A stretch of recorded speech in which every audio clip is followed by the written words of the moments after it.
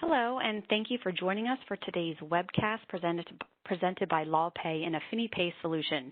Don't leave money on the table, best practices for getting paid and better serving your clients in 2021. My name is Carolyn Shumley, and I am the host of the webcast today.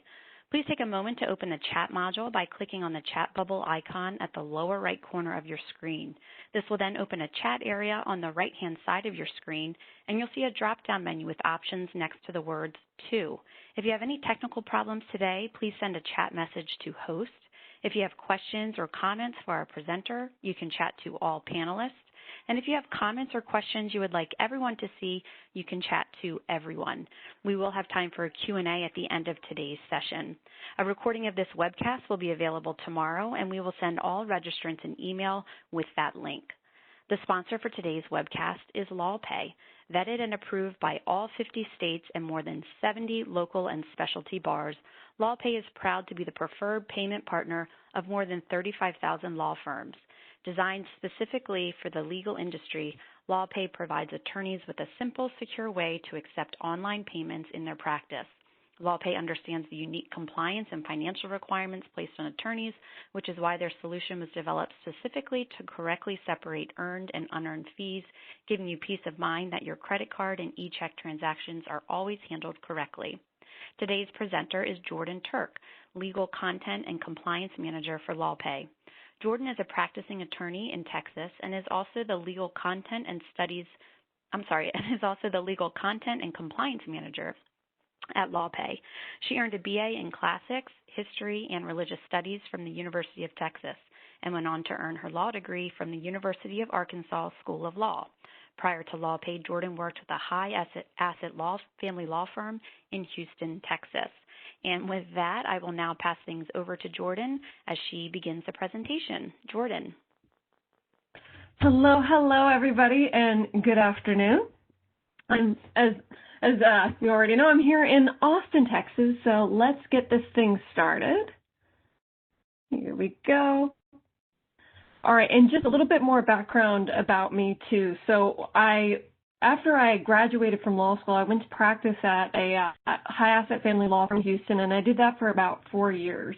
And really, I got very much acquainted with billing practices because my bonuses were tied directly to my receivables. So essentially, if I could bill, 300 hours a month, but if I wasn't actually collecting on those receivables, I wasn't getting paid. So you can imagine that I became very adept at chasing after that money in every way, shape, and form and fashion that I possibly could. And then also, too, just being a family law attorney, which is all the drama all the time.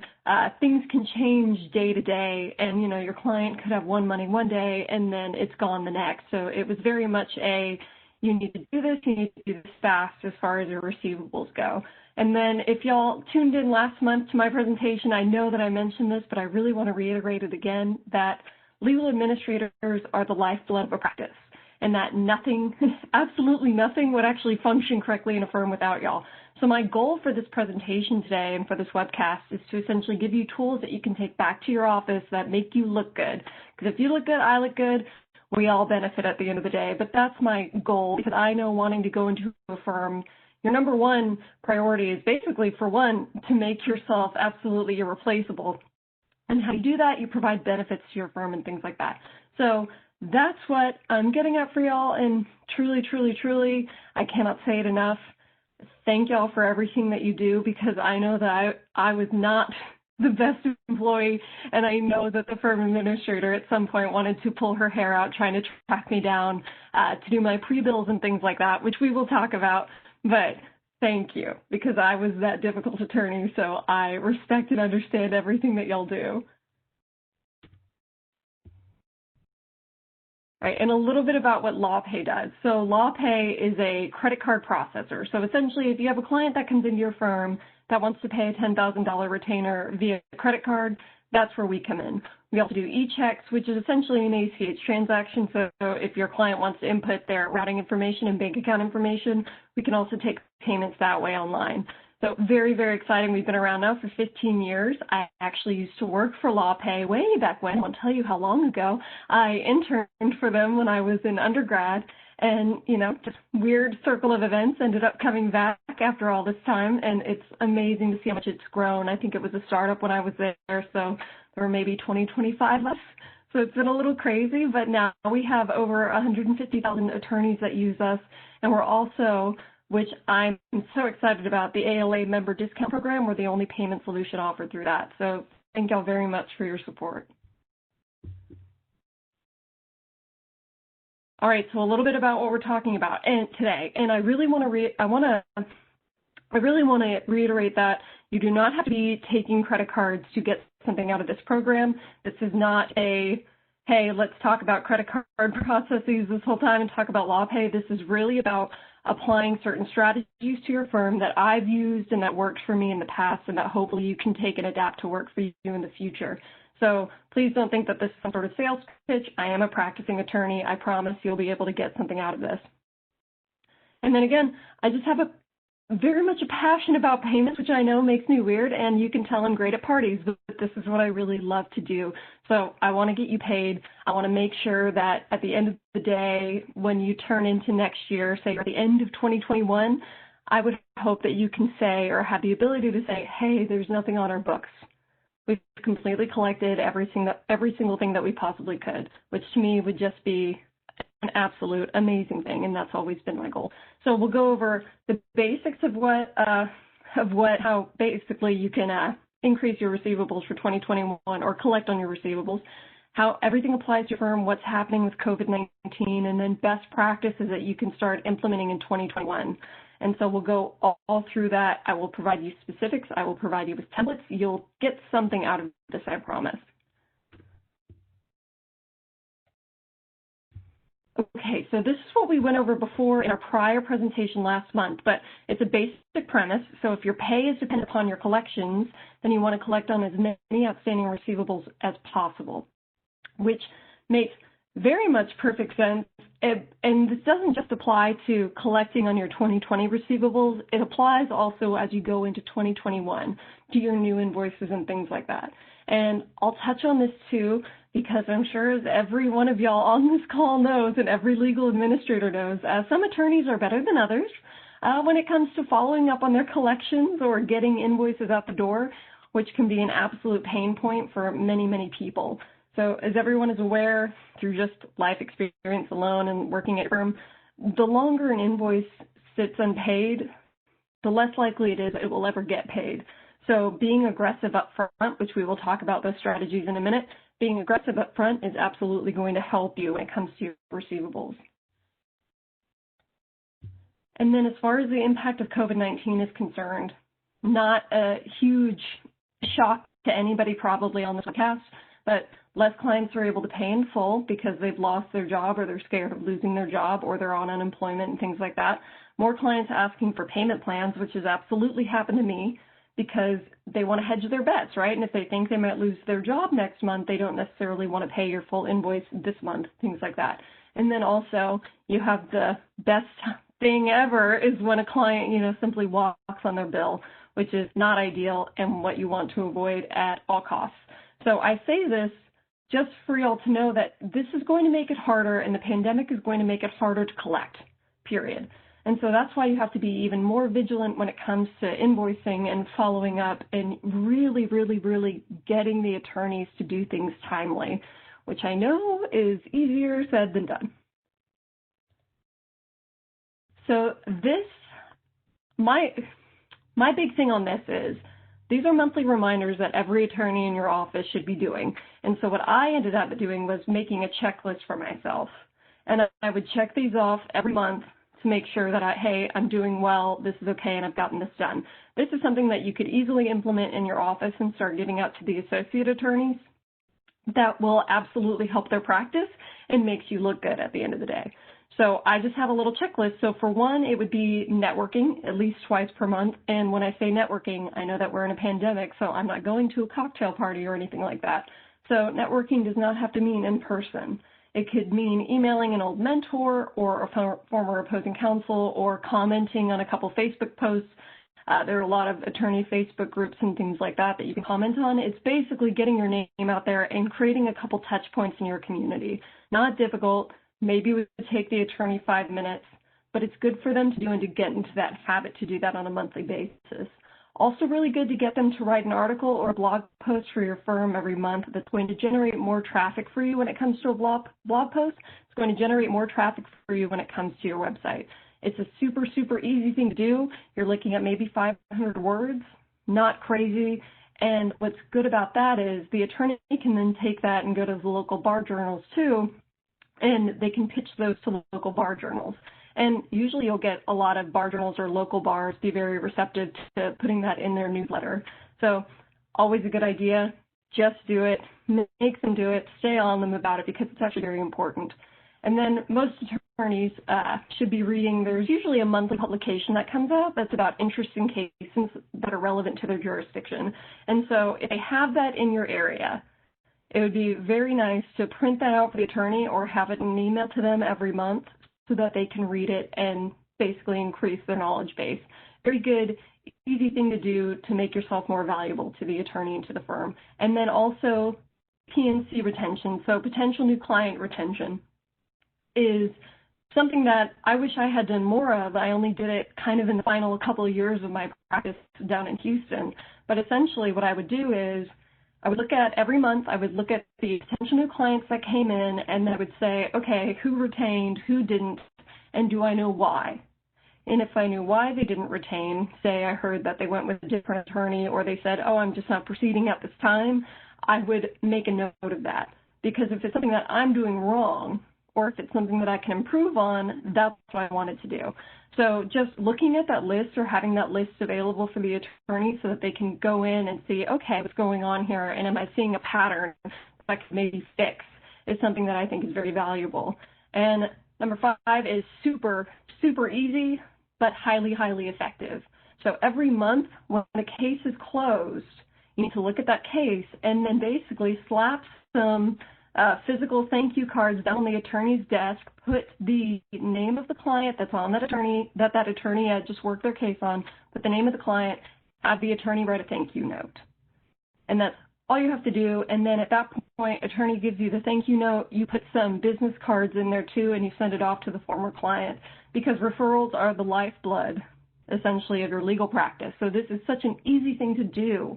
And it's another touch point for the client to feel like they are, cared for and things like that. And if I'm an attorney also, chances are I want to write a thank you note to opposing counsel. And as you all know, some opposing counsels are better than others, but essentially if I've had a very difficult case and I've had a very accommodating opposing counsel, I'm going to write them a thank you note because it was a pleasure to work with them on that case. And at the end of the day, if they have somebody that comes into their office and they're conflicted out of that case or something like that, I want them to refer that case to me. If they can't take it on but they want to, I want them to refer that case to me. So this is just one of those things that you can do that adds value to the attorney's life and essentially makes things easier when it comes to getting new clients in the door. So highly, highly recommend that. I've definitely had clients hand out my business cards from that to their friends. So just a thought there. Very easy for you to do, and I think it's an absolute benefit to the firm. All right, so when it comes to billing and collections and what we need to do, so step 1, be clear, be concise. And when I say this, I'm really talking about creating a uniform intake policy, which probably, chances are, a lot of you already have, but it might be able to be improved upon because I thought that ours, I came from a very big family law firm. I think we were second in the country, second largest in the country at the time. And you'd be shocked because what they said was a uniform policy wasn't really a uniform policy. So it took some time to kind of adjust it and make it completely uniform across the board. But essentially, everyone in your office that touches a case or touches a file should understand these policies, and they should be written down. So for instance, for your conflict checks, everyone should know that. The people that answer the phones, answer the emails, and actually run the conflict checks should understand how that works, where that information is logged, and who is actually the person that should be able to run the conflict checks. And then intake forms. Intake forms should be found somewhere on your firm server so that anybody can access it, because sometimes if I was in a consultation meeting, I would go out of the office, I would go out of the conference room because I need to get, an intake form, or I need to get a fee agreement. And if the receptionist was on the phone, I would just grab the first person that I saw that could help me. So that could have been a legal assistant, that could have been a file clerk, it could have been a paralegal or another attorney, but everybody needs to know where to find that form just in case at the end of the day if somebody is not available. And then for intake forms too, be careful, because ours would include a provision about Social Security numbers, which you need in family law for Texas. But intake forms, a lot of the times the clients are emailing that to you, right? Because you're sending it to them in PDF, especially, and we'll hit on that for remote meetings, but especially with COVID-19, a lot of these things are happening remotely. And I do not want them to be emailing me their personal Social Security number. So what we ended up doing is, here's the intake form, and then we had a bolded area to put in their Social Security number, but we made it very clear that they are not to do that unless and until they retain. And what would happen is, if we were at the meeting and they decided to retain me after the meeting, I would say, okay, we just need your Social Security number in this little part of the intake form so they can write it in person. Or if it was remotely due to COVID-19 or otherwise, I would just say, okay, well, we're going to take your Social Security number over the phone. So make sure that either the Social Security number and sensitive information is separate and apart from your regular intake forms, or make sure that you have a policy that's written down about how you're actually handling the sensitive information, because it's a big deal and you don't want to be caught encouraging clients to email you their Social Security number or the credit card number or something like that. So just keep that in mind. Very easy to write that into your existing intake form, so let me know if you have questions about that. And then consultation fee, which to me is the biggest thing about a uniform policy, quite honestly. So we had consultation fees for all of our clients, or potential clients. And we didn't have this universal policy of, hey, make sure to get the money prior to the consultation. So what would happen is the potential client would come in, I would meet with them, it would be a great meeting, it's an hour and a half. My consultation fee is an hour's worth of my billable time. So I would end the meeting, if you want to retain me, here's what you do, thank you so much for your time, and I would leave. And then the client would go up to the front desk to validate their parking, and the front desk would say, okay, and you owe X amount for the consultation fee. And then what happens, which I'm sure most people on this call are aware, the client or the potential client suddenly doesn't remember that they were told they had to pay a consultation fee. Or they say, oh, I thought it was wrapped into my retainer, so I thought it was only if I retained, which was never said. And, for a fact that was never told to the client and that the client's lying through their teeth, but it creates this awkward situation where the front desk person or the receptionist or the paralegal is essentially asking the client for money. They're saying, no, I'm not going to pay it. Then they have to go and call up the attorney. And so I come up and say, that's not the deal. And it creates this very awkward situation that I strive to avoid. So what we ended up doing was we implemented a plan wherein when somebody booked a consultation, an email went out that said, basically, here's all the consultation information, here's the time, here's the place, if it was over Zoom or if it's in person, things like that. And then it would say, the fee is X amount, please pay prior. And then it said something akin, the email would say something akin to, also, we do not, the fee must be confirmed prior to you having your consultation. So essentially, no payment confirmation, no consultation is happening. And so that would get sent out to every single client so that it was clear, it was in writing. And then what would happen is we would include a link to our LawPay account under that so that they could pay it online, or if they came in person, or if they wanted to pay check or cash or something like that, the front desk would verify that and would receive that payment prior to calling the attorney up to the meeting. So that is something so simple you can implement, but saves the attorney a ton of hassle and a lot of awkwardness. So just something to consider when it comes with that. And same with that kind of bleeds into these remote meetings. So if they're doing it by Zoom and if they're doing a consultation by Zoom, make sure that they've paid even before that consultation. So all these things kind of wrap up and form into one, but it's very, very important, and you need to streamline your firm to do this because it was kind of a mess before they started doing a uniform policy in our office. Because for one, paralegals believed one thing and then the receptionist believed another, and nothing was written down, so it was just word of mouth what the managing partner wanted. And so it's so much easier also when you have new employees come in, so much easier if you want to train them that they can just go, hey, here's a whole page that we've printed out about how we handle conflict checks. Hey, here's how we handle consultation fees. Here's how we handle intake forms. So much easier to do it that way, and it's already written down, so you're not having to spend more and more hours of your time training these employees when hopefully they can just refer to a manual essentially. All right, paint a clear picture of the future. So I kind of want to tell you all a little bit about what goes on in an attorney consultation meeting, just so that you understand what arises from that meeting and what happens, so that this might give you a clear context when you're trying to chase down a payment or you're trying to streamline something in your office. So what should be happening is client and attorney meet. Client tells attorney their story, and the attorney is supposed to give them basically, for one, they're going to tell them if they think their claim is viable. And then two, they're going to tell them, hey, here's probably the steps that your case is going to take. Oops, sorry, mailman is outside of my house. My dogs might start barking. Okay, but essentially that's what it's for. And then also during that same meeting, and we'll get into it, you also start talking about the retainer payment. You start talking about how much you think it's going to cost for that particular client's case, and you cater it to that. So we'll get more into it, but that's essentially what goes on in those meetings, or what should go on in those meetings.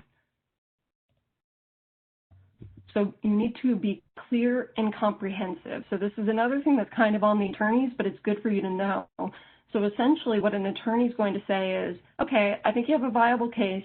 Here's how much I think it will cost for the whole case.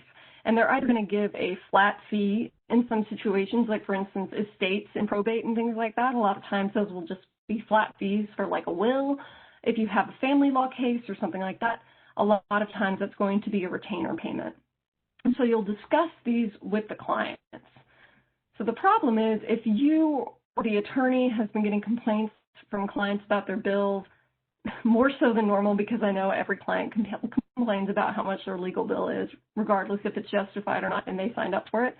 But if you have clients that are consistently complaining or making the same complaints about their bills, it might honestly be because it's something that they were told in their initial consultation meeting with the attorney. So for instance, I know what some attorneys do is they say, okay, yeah, I think I can do this case for about $5,000, and that could be a retainer. But they don't necessarily explain to the client what a retainer is, and that the retainer is not the actual cost of their case. You hope that you can get it done in that $5,000, but that is not the cost of their case. So what happens, of course, is that the $5,000 has already gone through, so an extra bill is sent to the client for another $2,000. And now they say, I don't understand, the attorney told me it would only be $5,000. I can't do this extra $2,000. So what you can do, if you're seeing this as a pattern, and you have to be kind of delicate about it because obviously you don't want to go to the attorney and be like, hey, what the heck are you telling these people? But it could just be having a frank conversation with the managing partner who can then kind of trickle it down to the attorneys about how they're billing and what they're saying in their initial client consultation. And then also kind of a little workaround with this too is to look at your firm's fee agreement and see if there's anything about the retainer. There should be actually a paragraph about a retainer agreement in that fee agreement. And so it'll say something like, your retainer is going to be $5,000 or X amount. Please note that this is not the cost of your case, and yada, yada, yada. There'll be a little blurb about that. Have the clients initial by that paragraph. Because to me, that signals as the attorney, I have to go over that fee agreement with them anyway, and so I'm particularly going to look at that paragraph because I have to initial it. So something to consider with that is to put that into your contract because it forces the attorneys who might otherwise just kind of blow over what a retainer is, it forces them to actually discuss with the client what that is. And you can do the same thing with what they call an evergreen retainer. So our fee agreements basically said, hey, if you dip below 40% of your retainer, we're going to send you an email and we're going to request that you re-up your retainer to the full amount. So if you drop 40% below $5,000, we're going to ask that you up your retainer to $5,000 again. And we'd have the client initial by that particular paragraph in the fee agreement too, just so that we could explain it and they understood it so that they're not wondering, 2 months later when we're asking for an evergreen retainer, hey, what is this? I never agreed to it. So these little things can kind of head off those questions at the pass.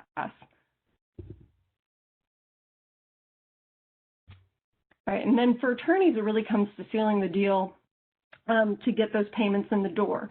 So first, make sure that the fee agreement is readily accessible for the attorney. So make sure when there is a client consultation meeting that a fee agreement is already ready to go. The only thing that you have to do or that a legal assistant has to do is plug in the amount that the attorney has named for the retainer or the flat fee.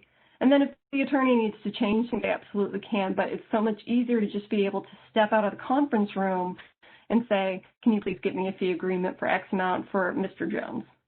It's perfect. It seems very streamlined. I think the clients appreciate it because there's some like gravitas to it, but I'm also not having to wait 20 minutes to get it and be very awkward in this room with the client because, hey, it's already ready to go. The only thing that had to change was the amount because they'd already put in the client's name and address and things like that. So always that should be in your policies. Have it ready to go when the attorney is in the room for the PNC. And then the retainer payment. Be prepared to take it at any time, period, end of story. So my big thing on that was, especially if you're not taking credit cards, consider doing it because my problem is I don't want a client to leave my office without having paid. I want a signed fee agreement and I want a full retainer payment when they come into my office and when they decide to retain me. The problem with, say, not accepting credit cards or online payments is really, okay, if I do that and I say, okay, potential client, it's going to be a $10,000 retainer. I don't begin work until I receive a fee agreement and the full retainer payment. When I say that, they're going to say, okay, do you take credit card? I'm going to say no. And presumably, he didn't know that it was going to be a $10,000 retainer that day, so he didn't bring $10,000 in cash on him. And we'll go into it later, but only less than 55% of people actually carry a checkbook on them, and even less have actually written a check in the past year. So chances are he doesn't carry a checkbook on him. And so what's the way that he can pay me? He either has to go home, grab a checkbook, or he has to go to the bank, get a money order, or withdraw straight cash, or he can wire it to me. So the problem becomes, as soon as he leaves my office, I have no control over the situation. He could have been super gung-ho to hire me and really wanted to, and he's so excited, and then he calls his friend, and he's saying, yes, I just met with Jordan. She's going to handle the divorce. This is going to be great. I'm running home to get my checkbook so I can pay her so that she can immediately start filing things. Well, his cousin or his friend that he's on the phone with read something on Facebook about how that's not right. What Jordan told you can't be right because I read this on Facebook or I, pulled up this video on YouTube. And then all of a sudden, the potential client starts getting doubts in their head about, oh, did Jordan tell me the right thing? Which, spoiler alert, I absolutely did tell him the right thing because I know what I'm doing. But I still can't help that he now feels, like he's doubting something. And so it just ends up being this circular thing where he just keeps hearing from his friend or his cousin, like, no, this isn't right. You need to get a second opinion. And now I've potentially lost that client solely because of the fact that I did not take credit cards. So something to consider there. And then also, pro tip too, for authorization forms for credit cards. So if you do take credit cards, and especially if you take payment plans for credit cards, always, always, always, always get an authorization form signed by the client. And what that is, it's a credit card authorization form, and it essentially has all the client's credit card information on it, his name and his or her name, and then also they sign it saying, yes, I agree to pay Jordan, $500 a month for the next 4 months or until like amount is reached, something like that. So that's what that authorization form says. And the client signs it. And the reason why this is so helpful is in the case that a client does a chargeback, which is essentially when the client contacts the credit card or their bank and they say, hey, Jordan just took $500 out of my account. I never agreed to that. You can then turn around and show the bank, oh, no. He signed this form. He absolutely agreed to it. No takesy-backsies on that. And so it essentially really helps you out in the event of a chargeback, which is rare, but, still does happen, and you still want to be protected from it. So easy thing for you to implement at your firm that's going to add instant value to what you do. And authorization forms for LawPay, we offer them free. You don't have to be a client of LawPay at all. They're on our website under resources, or you can shoot me an email at the end of this and I'll send you a PDF copy of it. But definitely utilize it for credit card payments, for monthly payments and such. And then remote tips too, just like before, you need to absolutely be taking advantage of everything that you can when it comes to electronics. So electronic signatures, taking payments online, things like that, which I know many of you have been forced to kind of have to grapple with since March of this year, so I get it. But truly, that is going to have probably the greatest impact on your practice right now, especially because it doesn't look like we're going to get a vaccine probably until widely distributed until the summertime. So we're kind of in this for a little bit longer too.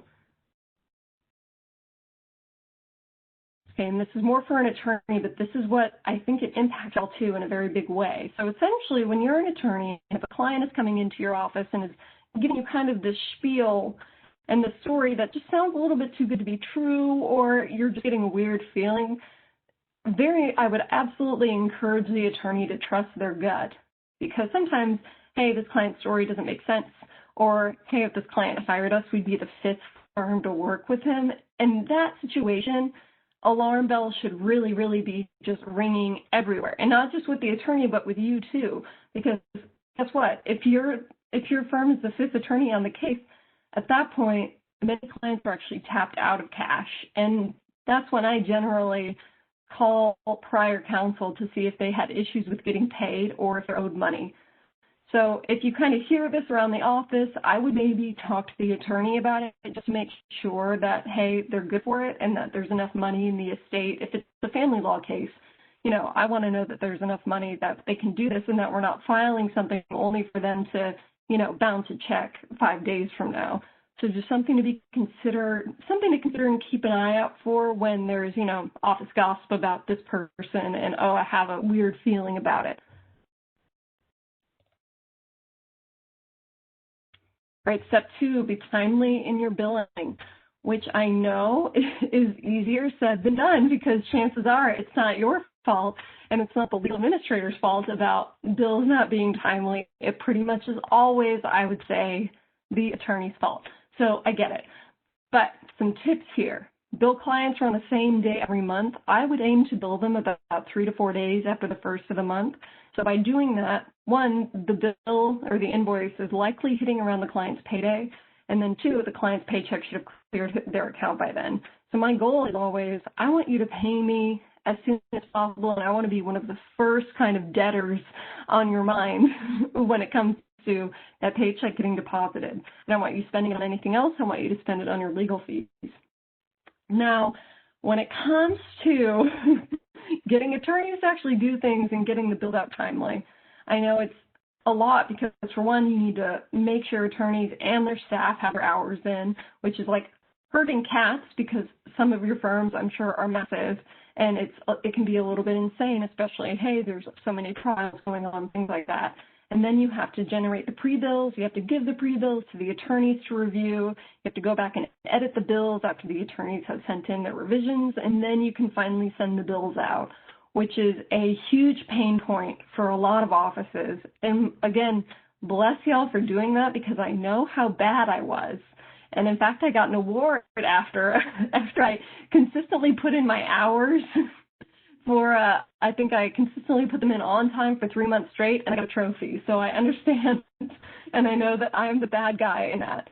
But some policies that I think, honestly, you can utilize with this. So, and what we ended up utilizing in my firm, so please learn from my mistakes and what I did. But essentially, the policy was, hey, attorneys and staff must submit their hours weekly. So your hours for the prior week must be entered by, say, Monday morning at 9 a.m. And so that way you can see it consistently weekly. And so that way, too, if somebody's off or if the managing attorney sees that one of the associates only billed, 20 hours that week, well, that's maybe going to be a problem for that. So the attorney can kind of nip that in the bud, the managing partner, instead of waiting a month and then saying, oh, the associate attorney actually underbilled this whole entire time, or, hey, a paralegal's not catching their time like they should or not capturing it. It's so much easier to rectify that situation when it's only been a week rather than you turn around and it's a month and all of a sudden the firm is maybe out of, $10,000 worth of billable hours. So very, very easy to implement that policy, and attorneys, yes, will complain about it, but also they're going to understand that it's absolutely critical, because when you try to recreate hours after the fact, it never goes well. And so if you're trying to recreate a month's worth of hours as opposed to a week's, that's, for one, going to impact your billing time, and you're going to spend a lot more time trying to recreate those hours than if you had just had put them into a spreadsheet and entered them in every week. So something to consider with that. And then also consider, if you can, electronic pre-bills. Some attorneys are going to be better at this than others. I fully recognize. So some attorneys are still in the Stone Ages, and they still need you to print them out, and they still need you to hand it to them. They'll mark it up with a red pen. I get it. I completely understand. But it makes things a lot cleaner, saves a lot of paper if you can actually do that process electronically, if they can make their edits on a PDF, and you kind of can be off to the races that day. And then also consider asking the managing partner about consequences if attorneys don't timely get their hours in, or if they don't return their edited pre-bills in a good amount, in a fair amount of time. So, for instance, I know that some firms, they suspend direct deposit privileges if you don't get your hours in on time and things like that. So see kind of what your options are if this is a really huge pain point for your firm, which I know it is for a lot of firms, and it took us a long time to really streamline that. But when we did, it was great. But at the end of the day, a pre-bill shouldn't stay on an attorney's desk longer than a day, quite honestly, because every day that it sits is less time that you can actually have already sent out that invoice. And so it pushes it out that month, and y'all already know this, but it kind of creates chaos as far as your receivables go. And then don't wait to send bills. I don't know how or why this happens so often, but some firms don't bill on a monthly basis, or they just kind of forget about it, or they send out a bill every 2 months, and then the clients aren't happy because, for one, they don't remember what you did 2 months ago. And also, if you don't follow up on a bill for a long, long time, clients probably aren't going to pay that either because, again, they don't remember what you did 3 months ago. So now they're going back at their bill, going to look back at their bill and say, well, what is this and what is this charge? And I don't remember you doing this, and I don't think you did a good job. So now all of a sudden you're kind of in a little bit of hot water because of the fact that you just didn't either timely send the invoice in the first place, or you didn't follow up as timely as you should have. So that's an easy thing to avoid. Oh, and I would say too, going back, so as far as your bills, I think we'll talk about that in a little bit. I'm getting ahead of myself. So step 3, be clear and concise in your billing. So when it comes to your invoices, and what we ended up doing, which was, I think, one of the best things ever, you need to have a uniform policy of how you of the statements that you can use in your billing. So for instance, if I was to receive an email from a client and respond to that client, they're going to be billed for that. But am I putting emailed client and then responded to client, and then the next attorney in my office is going to say, I corresponded with client, and then I decided to respond to client. So, you're going to get 5 million variations of this, and it kind of looks very junior level if you're doing it like that, especially, too, if you have multiple attorneys working on the same case, which means that they're all billing on the same case, and which means that all of them are going to have different language for doing the same thing sometimes, which drives me nuts. And it drove our firm administrator nuts because guess who's having to make those changes when the managing partner reviews it all and has to make all of that language uniform. So very, very easy, saves a lot of time if you just put a list together of commonly used phrases for your office. So for instance, you would say, review correspondence from client, semicolon, response to same, index and organize discovery responses.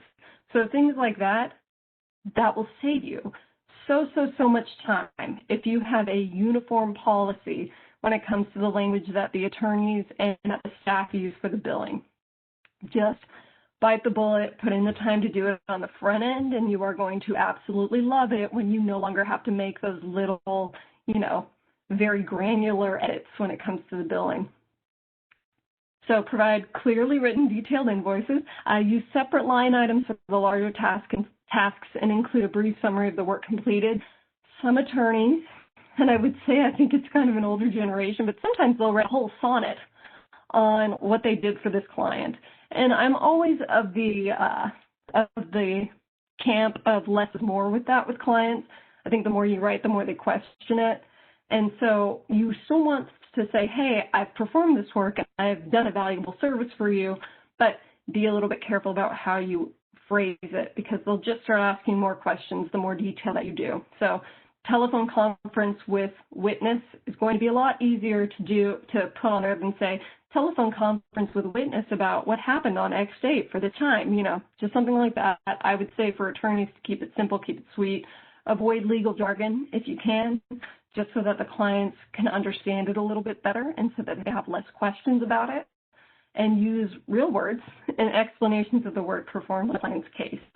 So again, short, sweet, succinct, but also very much to the point, because you still want to prove to the client that you actually worked that case.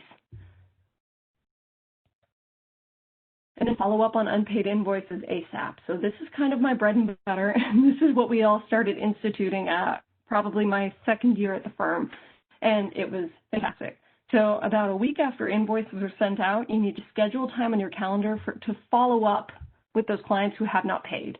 So essentially, and I'm talking about this as an attorney, so what you're going to do on the legal administrative side, if you deal with the billing, what will happen is, say the bills went out on a Thursday.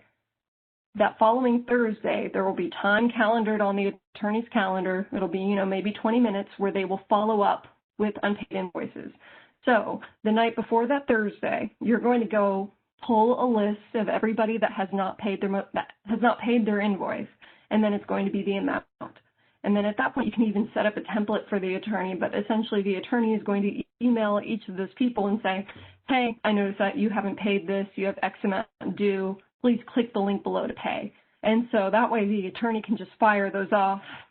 The template's already done, can fire those off to the clients that haven't paid.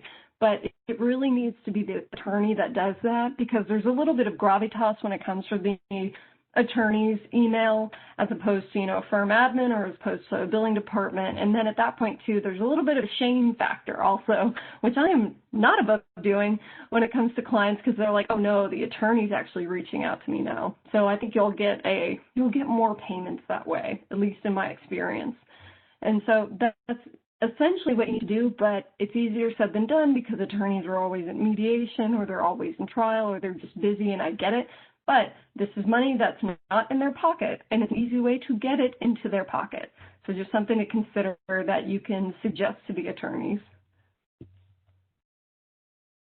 And then step 5, embrace technology. So I'm going to wrap up with a little bit about why this is so important to your firm, and I'm going to skip around a little bit. So yeah, this is what I was talking about before that. Most people actually don't use or rarely carry a checkbook anymore, which is kind of crazy, but absolutely was true in my practice. Here's the deal. I always want cash. Cash is king. I like cash. I really, really, really like cash. And I like checks too.